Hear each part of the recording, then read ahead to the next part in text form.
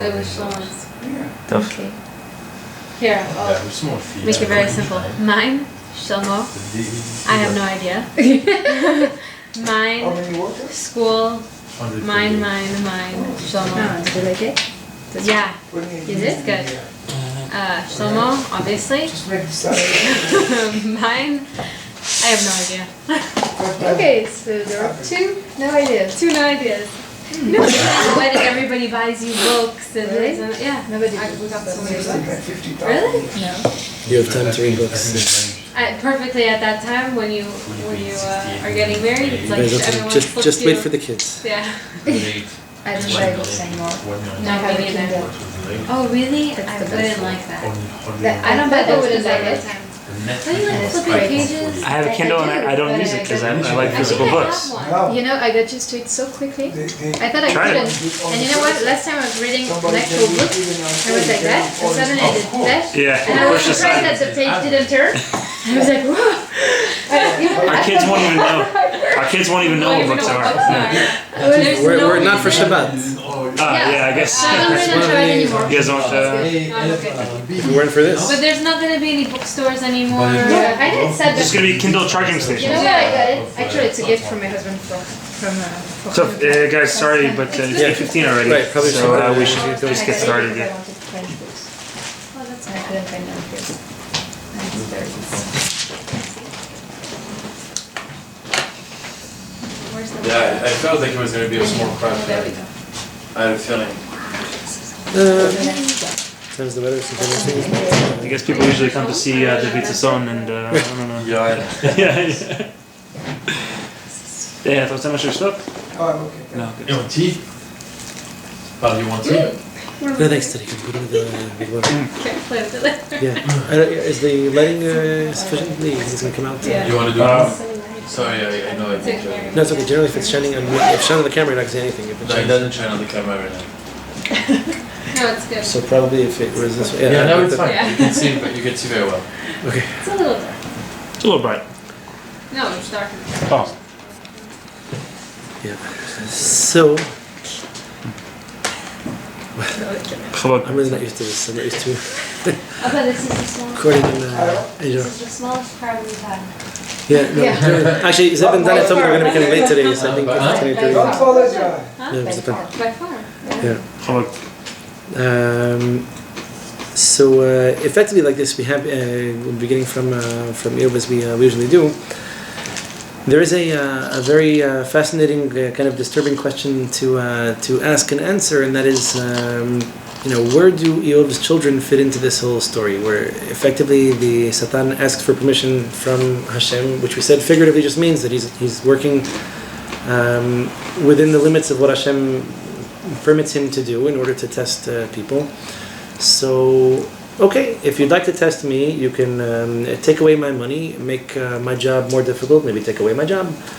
You can test me with children, with marriage, with neighbors, with friends, with extended family, with all the headaches in the world, the illness, health, etc. We would interpret all these things to be a nisayon. What's a nisayon? Effectively, you're going through some kind of a difficulty, some kind of a challenge. Everyone has them. Let me assure you from the rabbi's corner that I don't know anyone in the world who's not going through some major nisayon. Sometimes it's more apparent, sometimes it's less. But everybody has their spiritual axe to grind. Everybody has their own, challenges in their own ways. So, one of the things that we need to consider in this context is Yeah.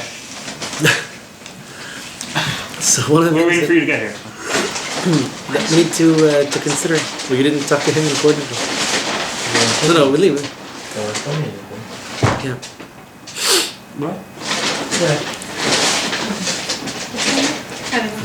So one of the things that we need to consider when discussing such situations is how are the the seemingly innocent bystanders a part of this whole discussion? In other words, if the Satan's permission to tinker with Iyov's life and to make his life less comfortable, more complicated, etc., in order to see how he reacts, how does this work with his children and their own hashgacha, their own degree of divine providence, divine protection.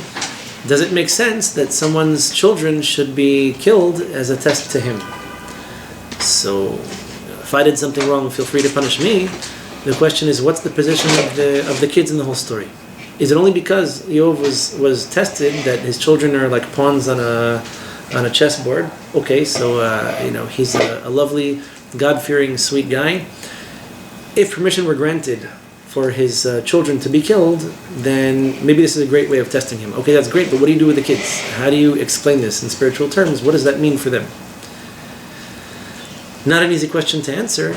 The text doesn't give you all that much insight. It's a quick kind of open and shut case concerning the kids. It's just that, once permission was given to inflict damage or harm on Iyov, this is one of the first things that happens. He loses livestock, loses his children, and then eventually he himself is afflicted physically. He's not killed, but he goes through physical suffering. He's hit with shahin, which is probably leprosy, from which he ultimately recovers. But it's a terrible itching. It's this massive inconvenience, and I can understand everything up until the kids. I can understand the livestock. I can understand the monetary loss. I can understand his servants and farmhands being taken captive.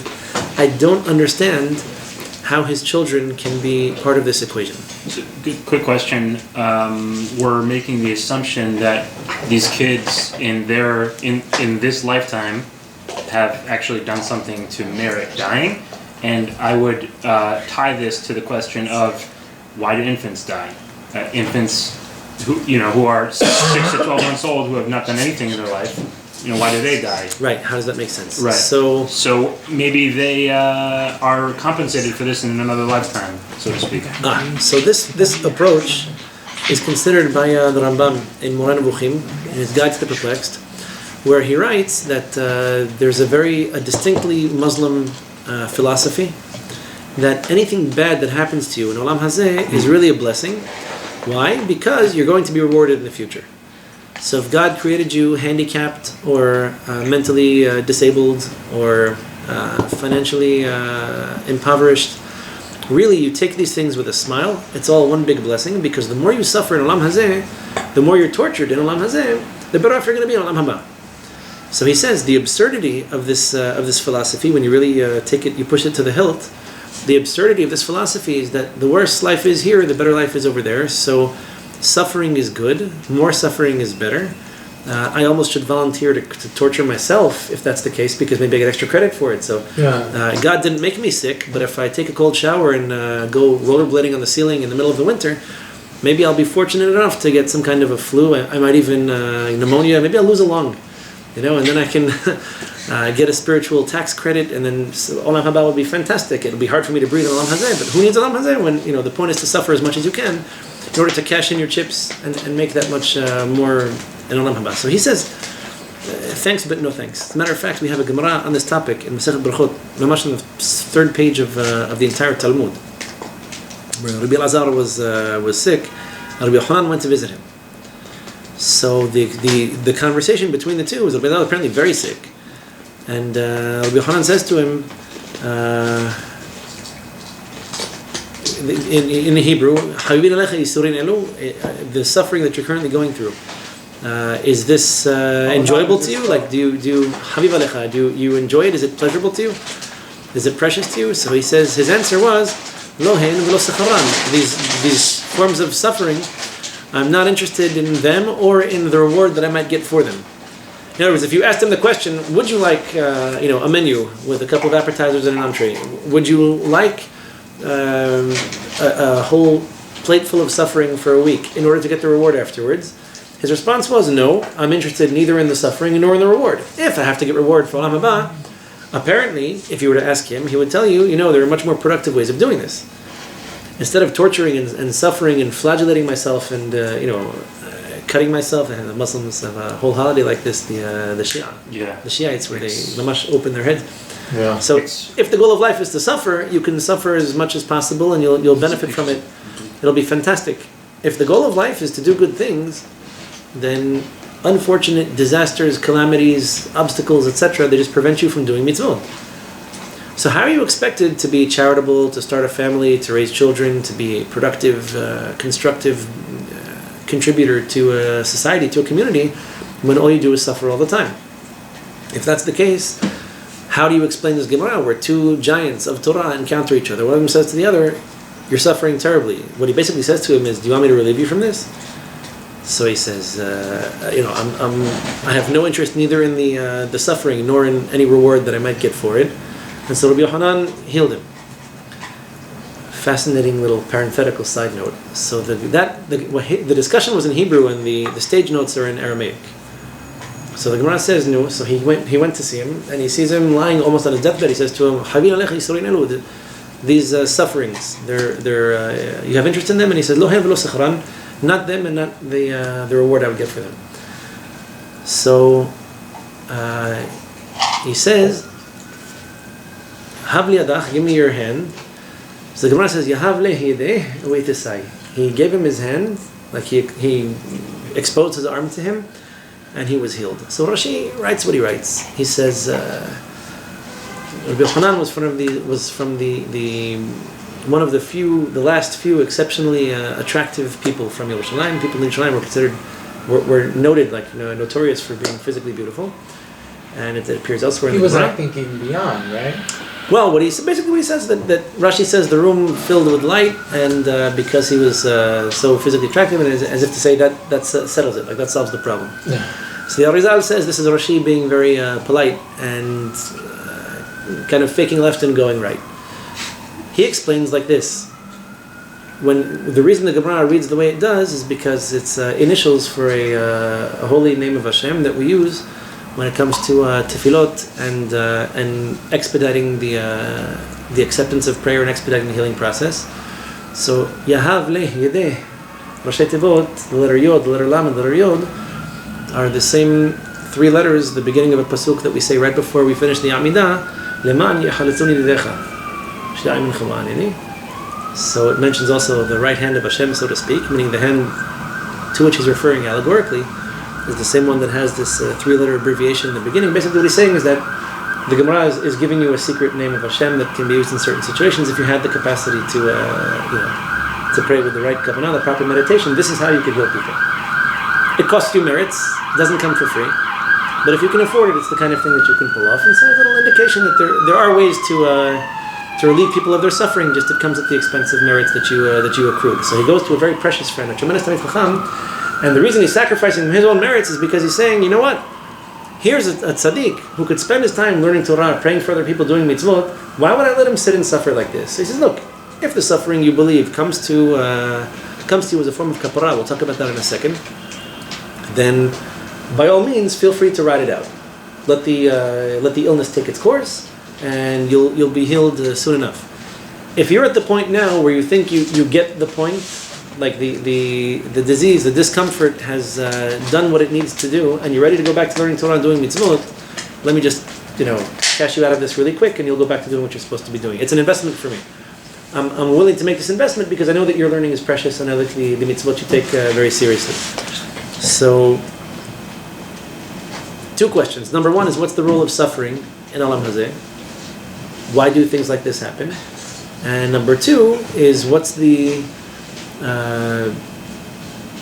how do we understand that Iyov's children being involved, implicated somehow in the story?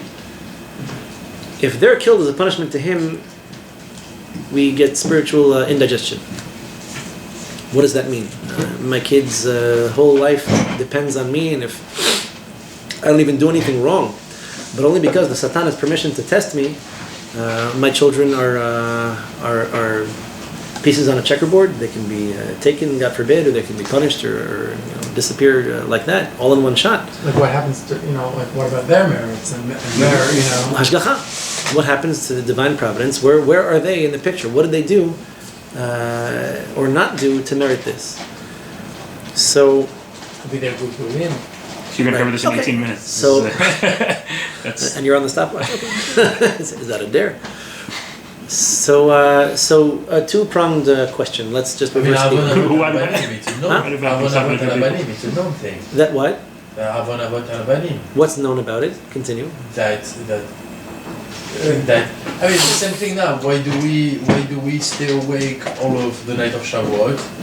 Because our like avot, not avot, the people that were up tonight, they fell asleep. So we're doing the takana on a daily basis. It's not new that they. So what you're saying is that we're suffering because of them, Oto. We're suffering because of them. Our parents caused us to. We inherited suffer. merits or demerits. Right. Which interestingly enough is. Which interestingly enough is almost diametrically opposed to the Torah itself, where we say, first of all, as a bid din, we don't have the authority to punish someone for what their children did wrong. So if my child broke somebody's window, monetary law, tort law, my child broke somebody's window, I don't have the achrayut, I don't have the responsibility to pay for it. The Gemara says, Shlosha nizkam kashe.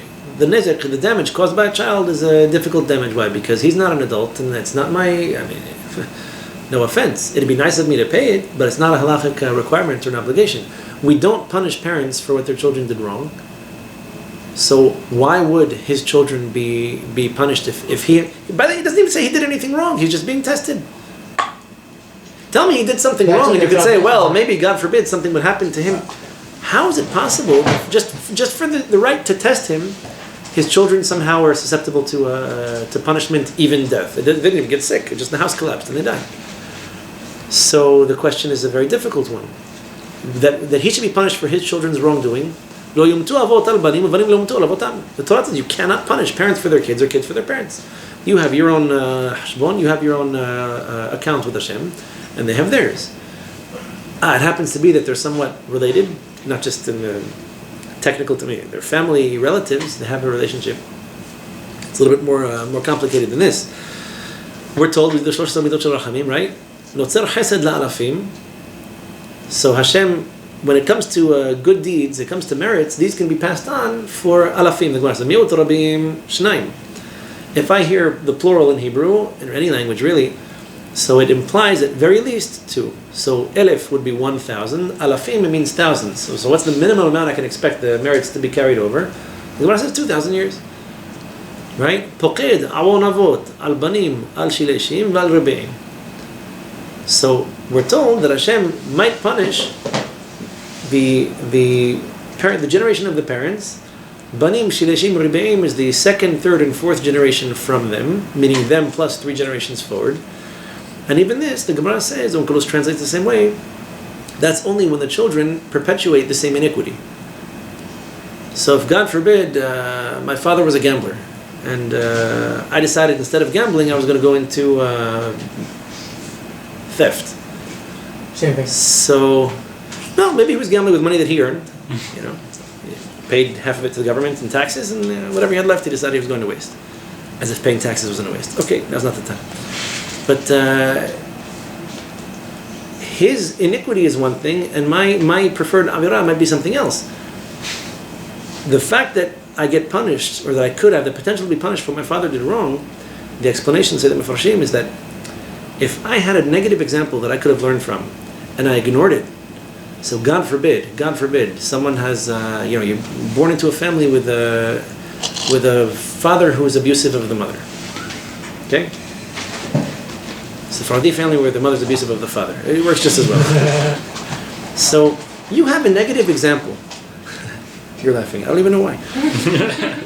You have a negative example that you can learn from. You saw the pain. You saw the suffering. You saw the damage. You saw the hurt.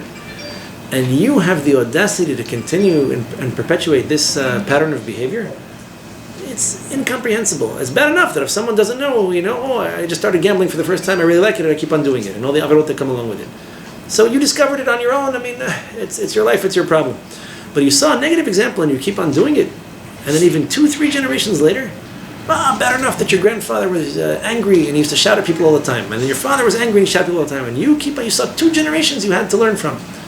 It's even worse than someone who decides, I'm going to do it on my own. So the punishment might be more severe because you were given plenty of opportunities to witness firsthand, to see the negative consequences of this behavior, and for whatever reason you were stubborn and insistent. You picked up the bad habit, and it comes out this way, right? So, it's even more unfortunate than someone who doesn't even know what he's getting into, so to speak. When it comes to rewards, Hashem is merciful, and Midat HaChesed is much greater than Midat HaDin. The Gemara says, if that's 4 generations, this is 2,000, so 500 times. You can make the calculation that Hashem is, more merciful than judgmental. Okay. To say that something he did wrong causes children to be killed, I would say justice would dictate that punish him. What did his kids do? Unless they learned from him. Unless there was something he did wrong that his kids picked up on. We don't have such an indication from the Psukim, but in theory, such a thing is possible. So are we running under the assumption that they're effectively infants being killed? Not infants. No. They're adults. I understand that. Yeah. But we're not given any indication that they've actually done anything to merit this. Almost none. Almost. Okay. Almost That's the word though. Right. So first of all, the question of them being punished for something that he did or didn't do is already a really tough one to answer. It's entirely possible, and this makes more logical sense, that their punishment was due to something else, and the timing is the test. I'll give you a couple of indications of this. Number one, the Gemara says Masechet Moed Qatan. Moed Qatan literally is the Masechet in the Mishnah and the Gemara talks about Chol HaMoed. So Chol HaMoed, although sorry. No, myself, I was sick this weekend. I'm just getting over it. So, Moed Qatan, the Gemara discusses, for the most part, Chol HaMoed and the Shemitah, because to a large extent, the same things are forbidden on both. Technically, you can do Melacha on Chol HaMoed. Midrabanan, we avoid working in agriculture. You can water the plants, but we don't trim them or plant them or do any productive work. We just prevent them from dying, basically. You can keep them going, but not supposed to fertilize them or increase their growth or their output. So the Gemara begins, the first 3 chapters talk about Chol HaMoed and the halachot that pertain to it. The last chapter has a kind of peculiar character to it. It's about half the Masechet, and it talks about the Elu Megalchin.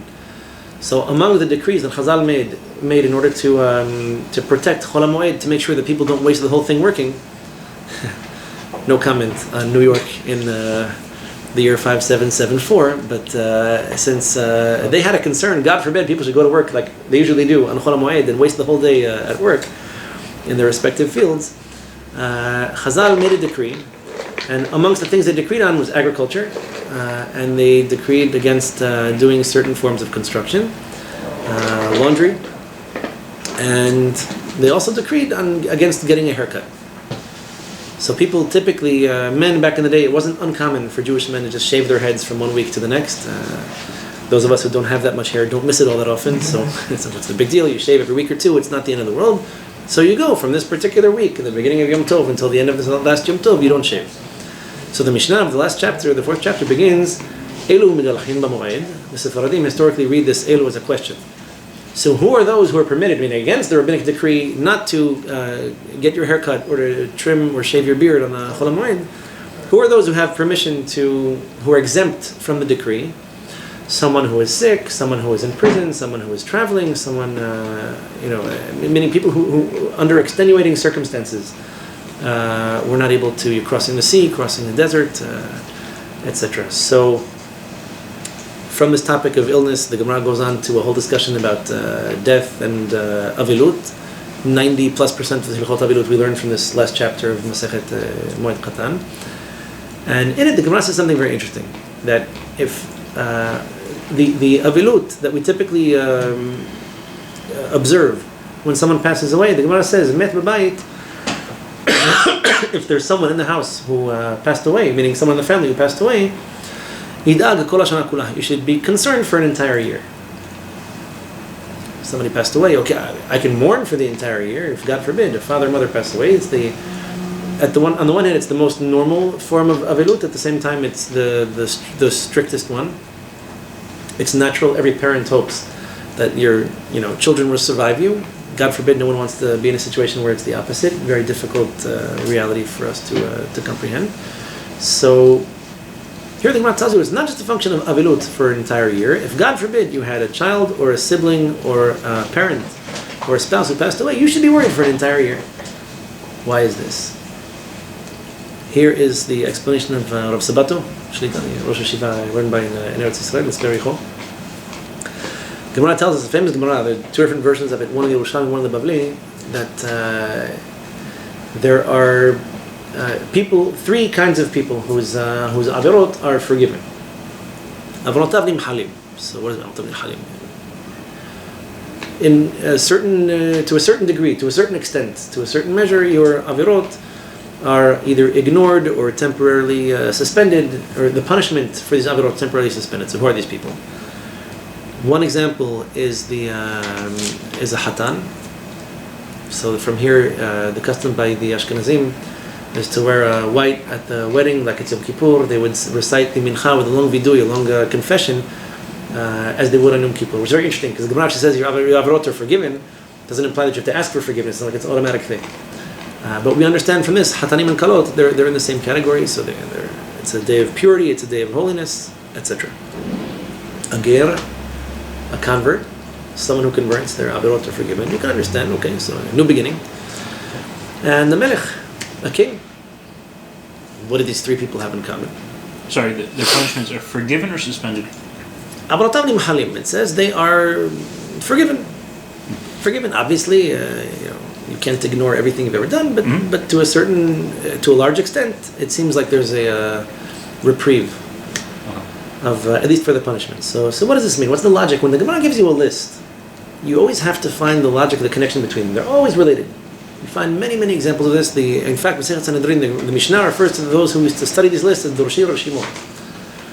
Dorshei Rashimot means the ones who could find these connections, the mystics, people who can look into deeper concepts and kind of make the connections that are there but hiding. So Hatan, what's the story? Hatan, what does he have in common with the king? Depends on the wife. He has a lot of some cases more, in some cases less. Let's not get started. He has a lot of yitzhorah to overcome in order to decide to get married. You're implying that he lives in New York in the year 2013. Oh, maybe. The hatan, when he gets married, the decision to get married is a decision to take responsibility, right? So first of all, there's like 5 guys per 1,000 that are actually ready and willing and responsible to do this, and 3 of them are here. 4. Yeah. So the hatan explains Rav Sabato this way: the hatan, he's getting married now, right? Let's assume this wasn't true. A guy gets married and his avirot are not forgiven. So when I was single, I used to get mad, get angry. I would waste money, go to sleep late, wake up late. You name it. All the worst things a person can do, I was guilty of. So now I'm getting married. Now you want to punish me? Okay, go ahead, tough guy. Give me a punishment. I deserve I thought marriage is a kapara. The sacrifices that we make in marriage are a tremendous form of kapara. Here the question is, what happens the day that you get married?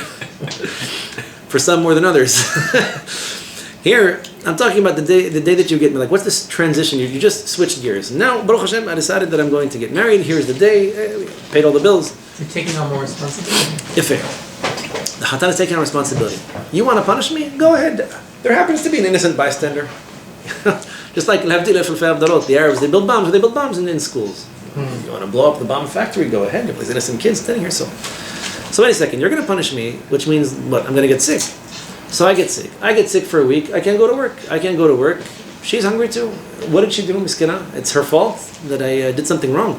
Because I spoke Lashon Hara when I was in high school, and Bar Minan, I had a Facebook account.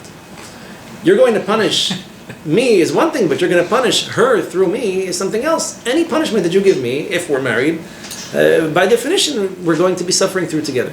What did she do that she now needs to suffer because of my previous avirot? Okay, so the same thing for her. My wife is sick. Do you know what it's like to take care of 2 or 3 or 4 or 5 kids when your wife is sick?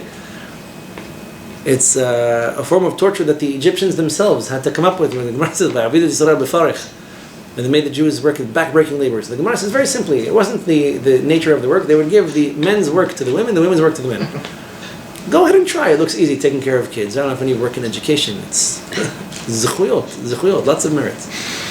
So, if my wife is sick and she can't take care of the kids, not take care of the kids. I can't work. I don't really do a very good job taking care of them. I have to do the laundry. I have to do the cooking. Good luck. You'll be crying by 9:15. Yeah, of course, naturally. You're passed out by 12 o'clock. So, the punishment you're going to give me is naturally going to affect her. It's not fair. The punishment you're going to give her is going to affect me. It's not fair either. Why not fair? Well, we decided we're taking responsibility for each other. We got married. That means we both agreed that What's mine is yours, what's yours is mine. In the days before prenuptial agreements, don't ask me. But we decided that we're going to take responsibility for each other. Anyway, as a result of this, the punishments make less sense, because there are innocent bystanders who are going to be hurt. The ger is another good example of this. So a person decides to convert. Well, in antiquity, someone converted. That means basically you lost your family. You're not going to get an inheritance. You have no portion of the family business. You're basically stuck. This is why we have so many mitzvot. Be careful how you treat the gerim. Be careful to love the gerim. Be careful to welcome the gerim into your home. Give them tzedakah. Make them happy by the chagim. All these examples. The ger has no supports. Lost their social circle. All the friends, kids you went to school with. No one remembers you now. You're, as far as they're concerned, you're a heretic.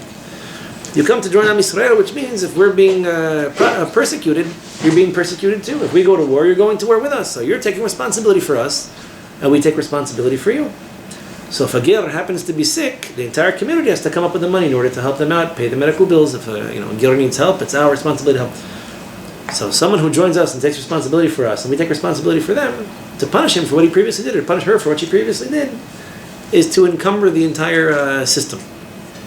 The melech, by the same logic, someone who takes responsibility for the entire nation. So, unfortunately, we're used to thinking in terms of politicians today, and most of them probably do deserve to die.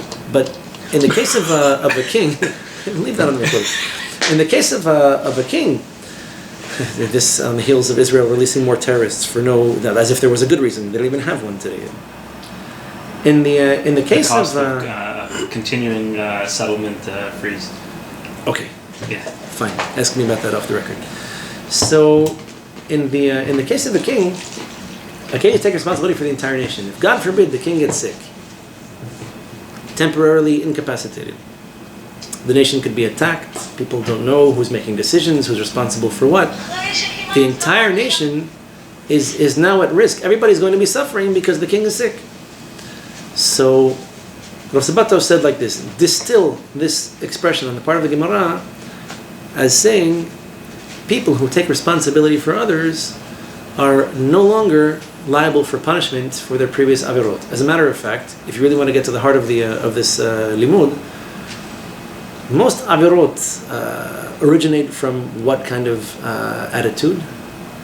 Ruach shtut. I mean, people commit avirot when they're not thinking, when they're behaving, let's say, irresponsibly, for argument's sake.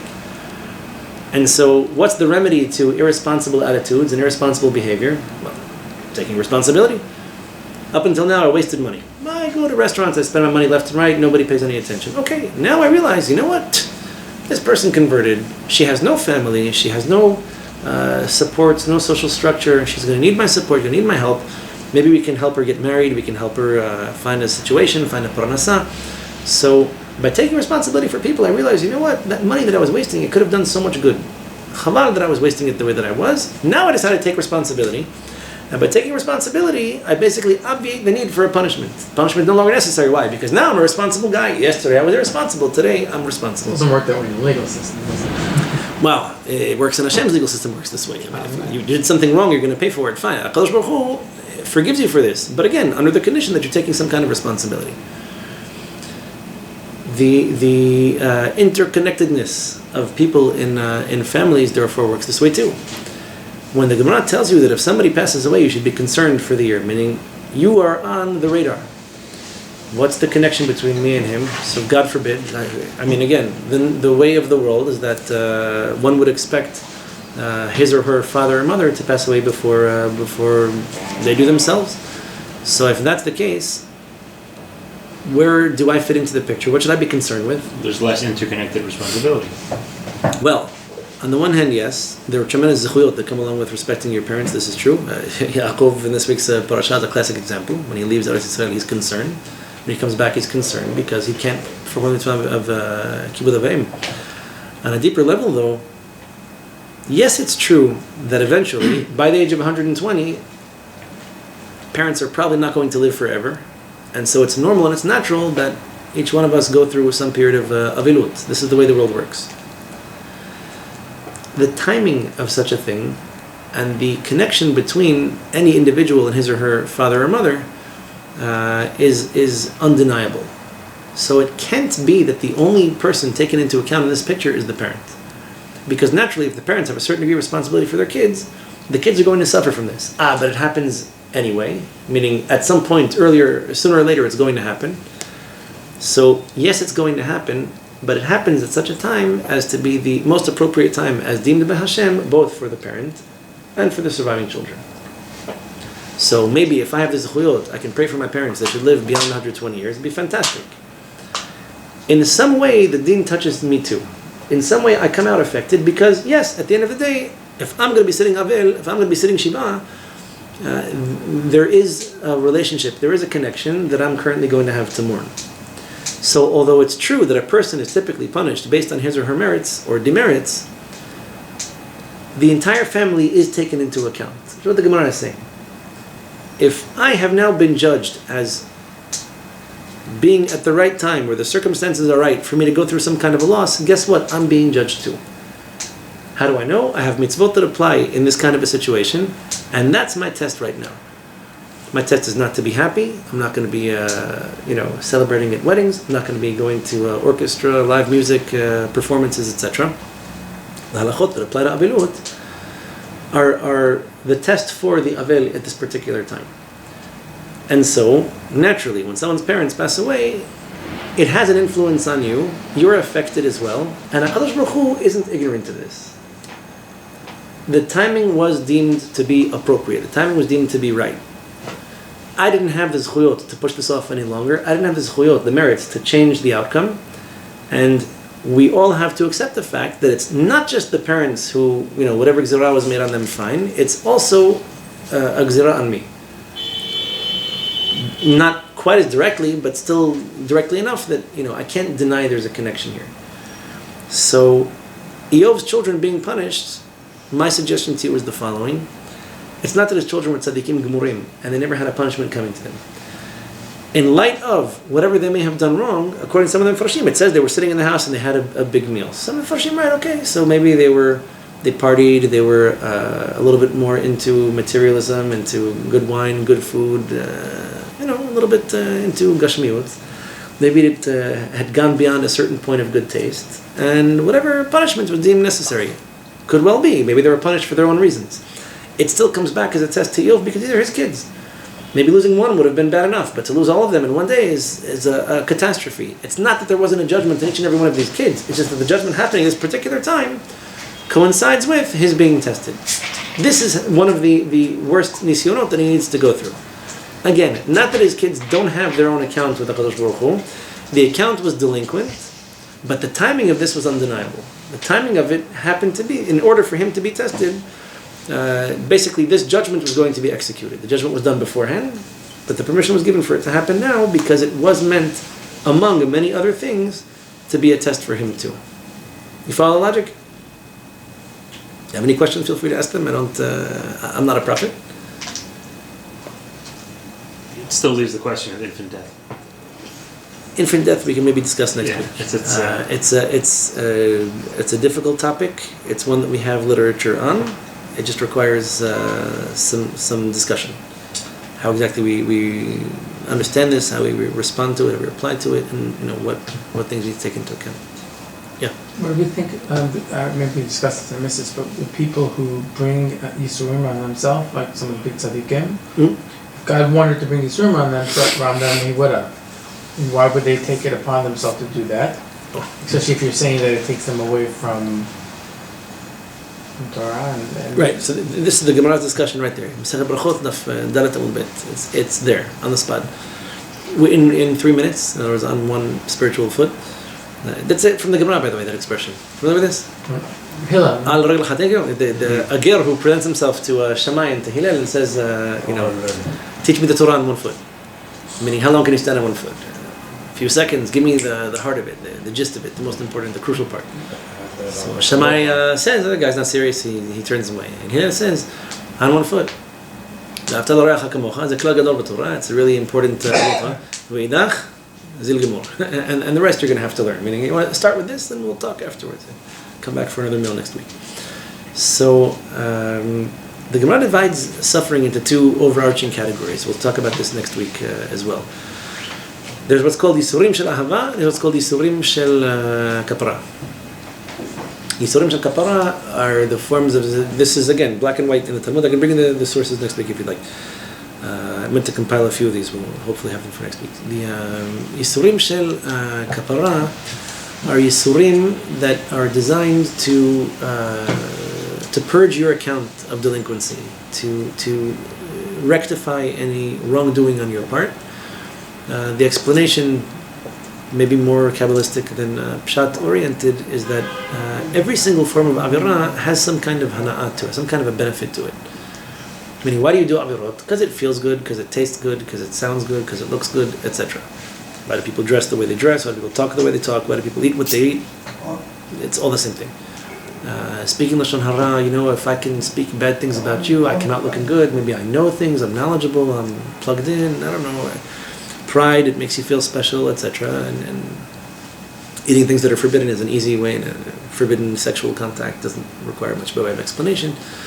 So, Yisurim Shel Kapara would be Yisurim that Hashem brings upon you in order to counteract forbidden forms of enjoyment or pleasure that you took from Olam Hazeh without permission. So anyone who experiences a major inconvenience would probably put it in this category. Yisurim Shel Ahava, the Gemara says, these are Yisurim that Hashem brings to you only because He loves you, and it's to bring out the best in you. So the Gemara says, how do you make the distinction? Easy. The Gemara says, praiseworthy is the man whom you punish, Hashem, and you teach him from your Torah. The Gemara says, so who is the one who's praiseworthy? If the punishment doesn't cause me to lose my connection to the Torah or the mitzvot, great. Someone gets sick and God forbid, you have a terrible fever, you're in and out of consciousness, etc., a bad flu, so you can do nothing, you can't function. If that's the case, then we would put this in the category Yisurim Shel Kapara.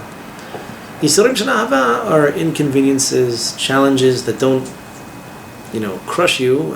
They just leave you with some difficulty, and Hashem is challenging you, putting your feet to the fire. You can do better, you can do more, you can overcome. Yisurim that Hashem brings on people. It's not Yisurim that people take on upon themselves. Fair enough. Chapter 2. So, Adkan, chapter 1. Chapter 2 would be, if the purpose of Yisurim Shel Kapara is to bring me discomfort, maybe suffering, pain, inconvenience, etc., then it is possible for me to introduce some of the same into my life in order to achieve the same effect. Shel Ahava. Kapara. I know what I've done. Therefore, before I get a summons in the mail, let me straighten this out. I know what I've done. I know that I'm deserving of punishment, probably more than one. Let me try to fix this in a non-intrusive, non-invasive way before something worse has to happen. Because you need to be cleaned of this. So the classic example of this is a ta'anit. Ta'anit in Hebrew means what? Suffering. like a complaint. Figuratively, ta'anit is its own. What's the etymology of the word? Remember, not ta'ana with a tet. Huh? So I know you. I'm torturing myself. How am I torturing myself? By withholding from myself the typical benefits, pleasures, delights, delicacies of Olam Hazeh. So I am punishing myself. That's as simple as that.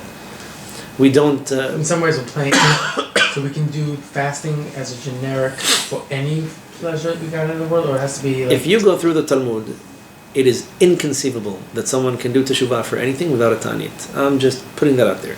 Chazal fasted left and right for everything. Example in the Gemara, Masechet Yevamot. There's a machloket between. What's that? That's actually true. they didn't have any money, so it just have to work out that way. They had like a potato in there. I would make the argument that giving away money is a much less painful thing, and therefore it's probably easier to fast than it is to give enough money to really feel true kapara. Now, you're doing something meaningful. You can put the money to positive, productive use, but those are two different kinds of teshuvah. There's teshuvah where you reappropriate your funds and your efforts and your energies, and there's teshuvah where you diminish, on the more negative side, where you actually take upon yourself some physical discomfort in order to make again, to make good for what you did wrong. Right, I'm saying, but etc. for any food, it doesn't have to be Fair eating for eating. Or But both of these aspects of teshuvah are necessary. So when you're fasting, the daily dose of pleasure that you're supposed to have in the form of food, Hashem doesn't.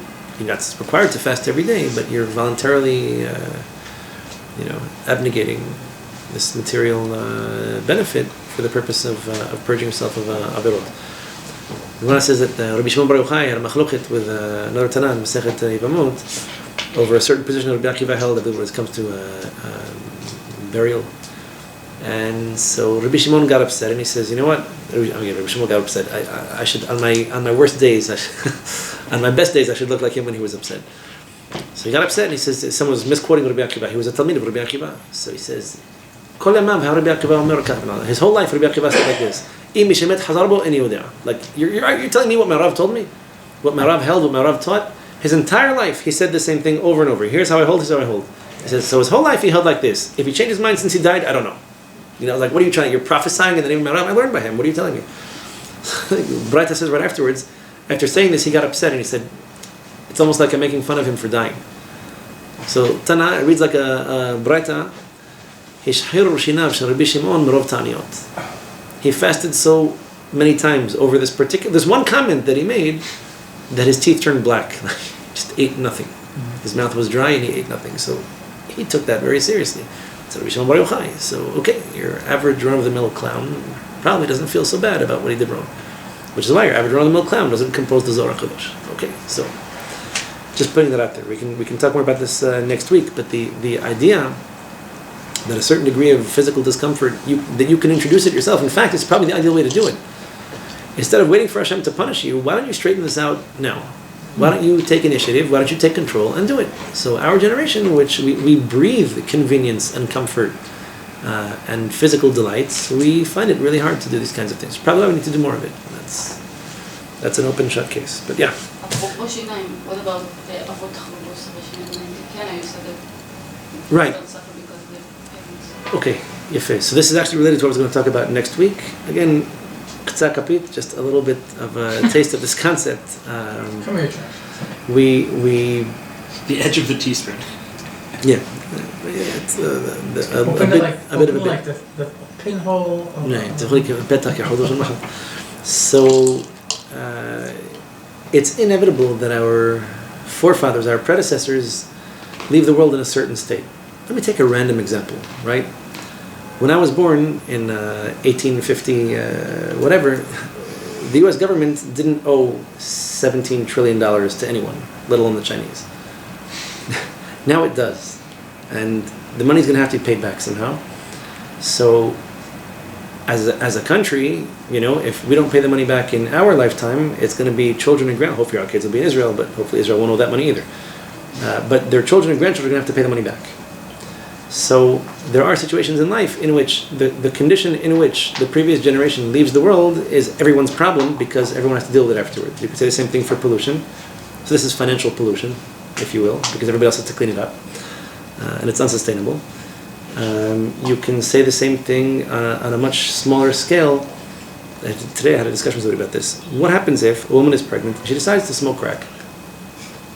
She could have watched TV, but she thought smoking crack was going to be more fun. So she smokes crack. So there's an influence or some kind of effect on the baby. But what did the baby do?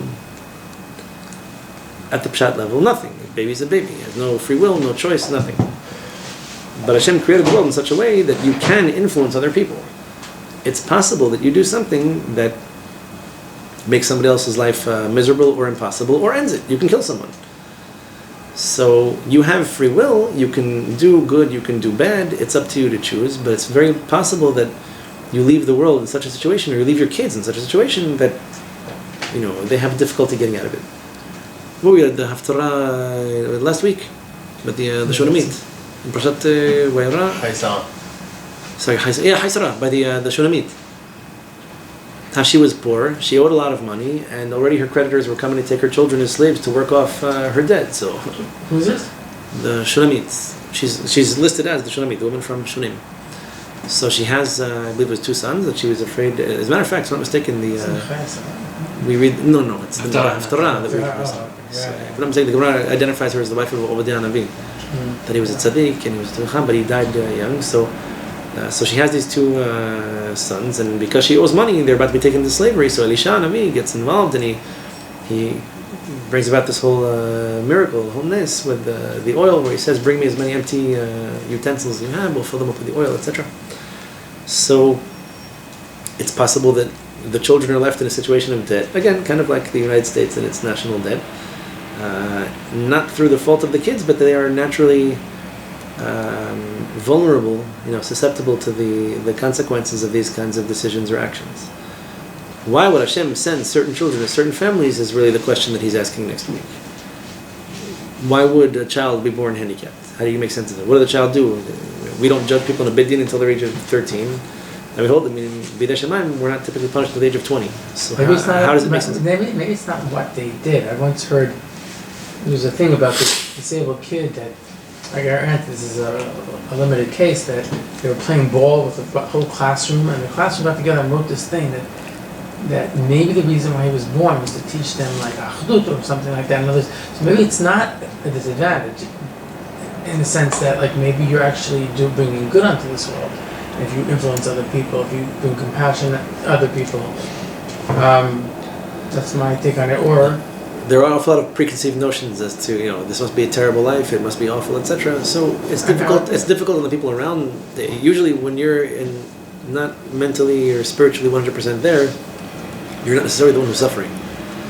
It's much more difficult for the people around you. But we'll tackle some of these questions next week. I don't want to leave everyone dry of halakha, but if you have any other questions related to this topic, feel free to pose them. If not, then we'll move on with a quick couple minute break, and then we'll move on.